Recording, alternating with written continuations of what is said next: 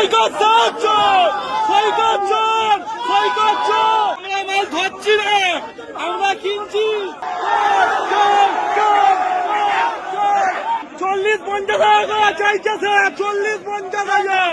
লোকের কষ্টের টাকা এই পুলিশ অফিসার ছুড়ে মারো, মারো, বড় ছুড়ে মারো। মাছ কোথায় আছে? আমাদের মাছ কোথায় আছে? আমাদের মাছ কোথায় আছে?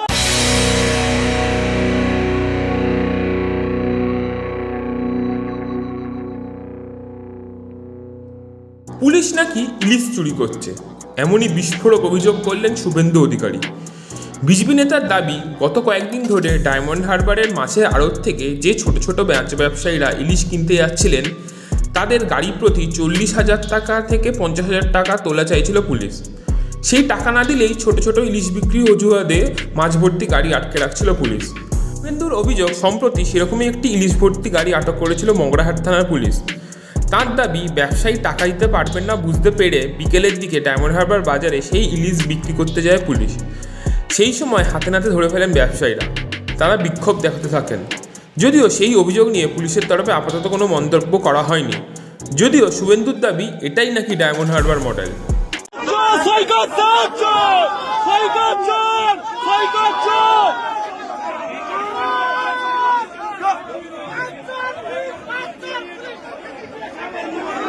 এই পুলিশ সৈকত, সৈকত বল।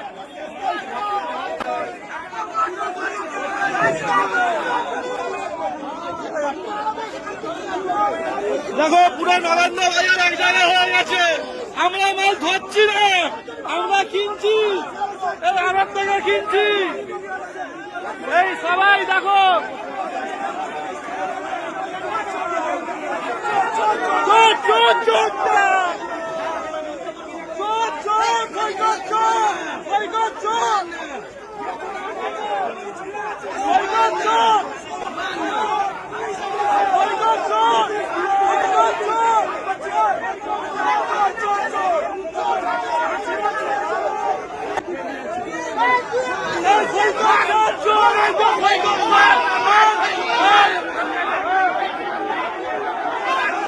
দেখো নরেন্দ্র বাজার, দেখো সমস্ত, দেখো ভাবি যাচ্ছে, দেখো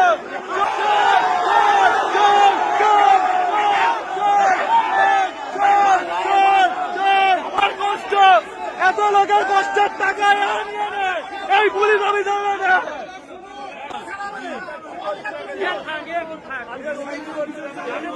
40-50 টাকা চাইছে স্যার, 40-50 হাজার।